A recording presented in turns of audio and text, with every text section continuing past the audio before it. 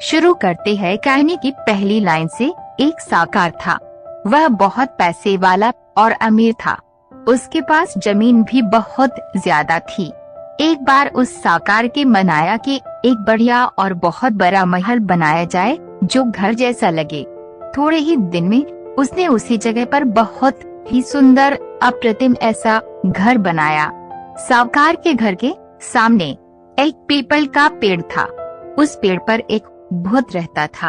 उसको साकार का घर इतना पसंद आया कि वह भूत उसी घर में रहने लगा। साकार ने घर की वास्तु शांति की प्रक्रिया को पूरा किया और वास्तु शांति होते ही उस घर में रहने के लिए आ गया।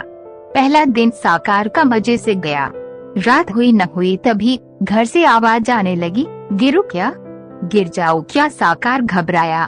उसने सोचा हमने जब गृह प्रवेश किया होगा वह समय ठीक नहीं होगा, इसीलिए गिरो क्या ये पूछता होगा।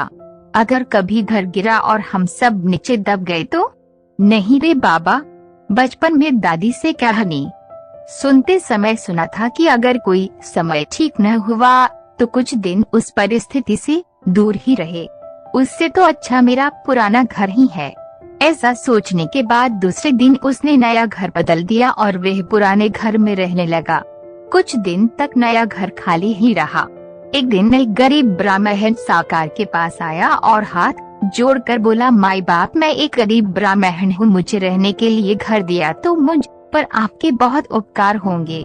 मुझसे जितना जमेगा उतना पैसा मैं आपको भाड़े के देते रहूंगा। साकार ने सोचा घर तो खाली ही पड़ा है, अगर इसको दे दूं रहने के लिए भाड़े से तो पैसा भी मिलेगा और घर भी साफ रहेगा। साकार ने तुरंत हाँ कर दी। ब्राह्मण का परिवार नए घर में रहने लगे। पहला दिन आनंद से निकला।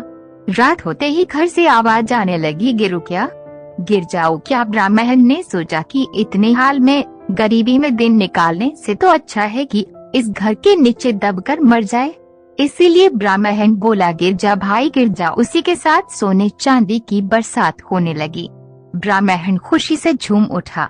उसे सभी सोने चांदी को इकट्ठा किया। दूसरे दिन ब्राह्मण के अमीर होने की खबर घर के मालिक साकार को हुई। तब साकार को समझ आया कि क्या गिरने की बात घर कर रहा था।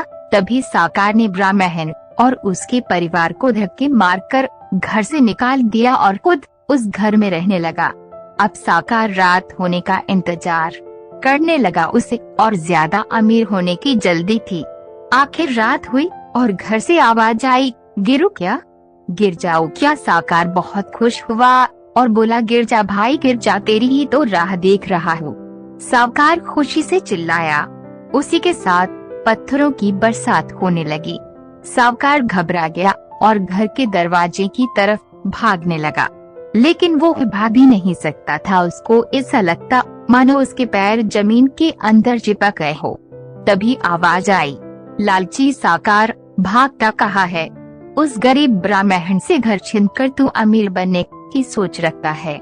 मैं सामने के पीपल के पेड़ का भूत हूँ। तेरा घर मुझे पसंद आया, इसीलिए इसमें रहता हूँ। अगर तूने उस ब्राह्मण को इस घर में नहीं रहने दिया तो मैं सांप और बिच्छू की बरसात तुझ पर कर दूंगा। जब भाग और ये घर इस गरीब ब्राह्मण को दे। भूत का बोलना सुनकर साकार वहाँ से भाग खड़ा हुआ।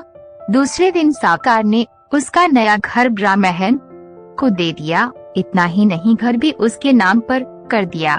साकार के घर में ब्राह्मण परिवार के आते ही पीपल के पेड़ के भूत ने उस घर को छोड़ दिया और फिर से अपनी जगह पीपल के पेड़ पर चला गया। इस प्रकार इस कहानी का अंत होता है। कहानी से इस कहानी से सीख मिलती है कि लालच बुरी बात है। साकार के पास सब कुछ था, वह बहुत अमीर था, फिर भी और ज्यादा अमीर बनने की चाह रखता था जो उसके लिए आफत बन गई। हमेशा ध्यान रहे, ज्यादा लालच कभी न करे। लालच बुरी बला है, इससे दूर ही रहे।